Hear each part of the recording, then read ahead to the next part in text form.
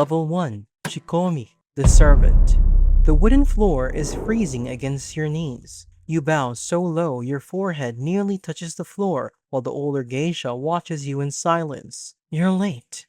The house mother finally speaks. You arrived 14 minutes early, but that doesn't matter. Nothing here belongs to ordinary time anymore. You are 15 years old, standing inside a Kyoto Okiya with one small suitcase and a new name you didn't choose for yourself. Outside, lantern light spills across narrow alleyways in Gion, while rain taps softly against wooden rooftops. Inside, your old life is already dissolving. As a Shikomi, you are not an artist. You are labor. You wake before sunrise to scrub floors, prepare baths, fold silk kimonos worth more than your family's house, and memorize impossible etiquette rules that seem to be designed to break you apart. Walk smaller, speak softer, pour tea without sound, never step on the edge of tatami mats, never show exhaustion. The senior geisha barely acknowledges your existence except to correct mistakes, and there are always mistakes. One night, you spill tea onto a client's sleeve. Nobody raises their voice. That makes it worse. The house mother simply looks at you and says, "Again!" So you practice pouring tea until your wrists ache. Again, again. Perfection here is not talent, it is endurance. Level 2. Minarai, the observer. The first time you enter an ochaya, every conversation stops for half a second. Not because you matter, because you're new. Your kimono feels too heavy. Your smile, rehearsed badly in mirrors at midnight. Beside you walks an experienced geisha who glides through the room effortlessly, while wealthy businessmen and politicians laugh at stories she's told 100 times before. You sit quietly behind her, watching, learning. That is the purpose of a minarai. Observation. You begin understanding the hidden machinery beneath the elegance, the way geisha control conversations without dominating them, the way silence becomes performance, the way powerful men reveal secrets when they feel admired. A minister drinks too much sake and accidentally mentions a business merger before it becomes public. Everyone hears it. Nobody reacts. That's another lesson. Discretion creates value. You start learning dances that require years to perfect. Every hand movement means something. Every glance is deliberate. Beauty here is mathematical, controlled, constructed, painful. At night, you soak bruised feet in hot water while listening to older geishas discuss patrons worth millions of yen. Some relationships last decades, some last one evening. All of them are transactional somehow. You begin realizing the fantasy itself is the product, grace, mystery, illusion, and slowly, the illusion starts consuming your real personality underneath it. Level 3. Maiko, the apprentice. Now you walk through Gion at dusk. Tourists stop to photograph you beneath glowing lanterns. Wooden sandals click sharply against stone streets while whispers follow behind you. Your appearance becomes architecture, elaborate hairstyles that take hours to construct. White makeup layered carefully onto your face until your reflection barely resembles a teenager anymore. You belong to the tradition now. Days disappear into dance lessons, shamisen practice, tea ceremony training, poetry recitals, where every movement gets silently evaluated by senior geisha. One mistake damages reputation. Reputation is everything. You entertain powerful clients nightly now. CEOs, politicians, actors, men old enough to be your grandfather speaking to you like you exist halfway between fantasy and reality. You learn how to laugh without sounding fake, how to direct inappropriate questions politely, how to listen more than speak. That becomes your greatest skill. Listening. Men reveal themselves when they believe they are impressive. One patron starts requesting you specifically every Thursday night. Expensive gifts begin arriving at the Okiya. Hair ornaments, imported perfume, silk fans. The house mother notices immediately. Good, she says. Not because she cares about you, because attention increases your value, and value determines survival in this world. Level 4, Senior Maiko, the rising star. Your schedule becomes merciless.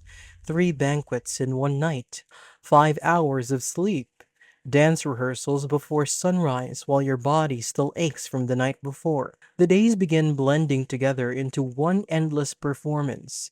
But now, people remember your name, and that changes everything. Clients request your presence months in advance. Wealthy businessmen compete subtly for your attention during gatherings. Older geishas stop treating you like invisible furniture. You've become profitable. That matters more than affection ever will. You start understanding the real power geisha possess. Not political power, social gravity. You can calm a room, shift conversations, influence emotions. A single compliment from you can make insecure men spend fortunes chasing the feeling again. And yet, your own freedom shrinks every year. You cannot date openly, cannot speak carelessly, cannot age badly. Every detail matters now: skin, posture, reputation, mystery, especially mystery. One evening after a banquet, you remove your makeup alone in silence and stare at your natural face in the mirror. For a moment, it feels unfamiliar. That frightens you more than exhaustion, not because your face looks different, but because for a terrible second, you could not remember which version of yourself is real anymore. The girl from before this life feels distant now, blurry, like someone you once met on a train. Level 5, Geisha, the artist. The first time someone introduces you simply as Geisha, the room changes. No apprentice title, no training status. You are fully inside your tradition now. Your movements slow naturally, elegant, economical. Years of discipline reshape your body language until performance becomes instinct. You no longer chase attention, attention comes to you. Politicians request private evenings at exclusive ochaya, where no cameras enter and no journalists ask questions. International businessmen spend thousands of dollars for dinners lasting only a few hours, not for romance, for atmosphere, for escape, for the rare feeling of sitting beside someone who has spent years mastering every movement, every word, every silence until their presence feels almost unreal. You become exceptional at reading loneliness. That's the secret talent of great geisha. Not beauty, perception. You know which client wants admiration, which one wants silence, and which one simply wants somebody to remember his favorite song after everyone else forgets him. The work becomes psychological, emotional choreography, and somewhere along the way, your real emotions begin fading from overuse. You perform warmth so often it becomes difficult distinguishing performance from sincerity anymore. You belong completely to this world now, but belonging has a price. Level 6, Oneesan, the elder sister. Now, younger apprentices bow when you enter rooms. You train them personally. Correct posture, fix dance mistakes, teach them how to survive humiliations without showing pain publicly. You hear your own voice becoming colder, more precise, exactly like the women who trained you. The cycle continues perfectly. Your reputation stretches beyond Kyoto now. Wealthy patrons arrive from Tokyo, Singapore, New York. Luxury brands quietly compete for your attendance at private events. But prestige creates isolation. Everyone sees the image first. Almost nobody sees the woman underneath anymore. You spend evenings inside immaculate tea houses entertaining billionaires while secretly envying ordinary couples walking freely through convenience stores outside. No makeup, no performance, no expectations, just ordinary existence. That kind of freedom feels impossible now because geisha are not merely artists, they become symbols. And symbols belong to the people observing them. Level 7, Okasan, the proprietress. The Okiya becomes yours after the house mother retires. Suddenly, You are responsible for everything: training apprentices, managing debts, protecting reputation, negotiating relationships with powerful patrons whose donations keep the house alive. You understand the business fully now. Beauty was never the foundation. Control was. Control of image, control of emotion, control of tradition, control of fantasy. The fantasy survives only because someone is always sacrificing themselves to maintain it. And now, that someone is you. The strange part is how quiet your life becomes at the top. Not peaceful, just distant. People admire you more than ever. That admiration creates distance. Tourists whisper your name without realizing you're only a corridor away.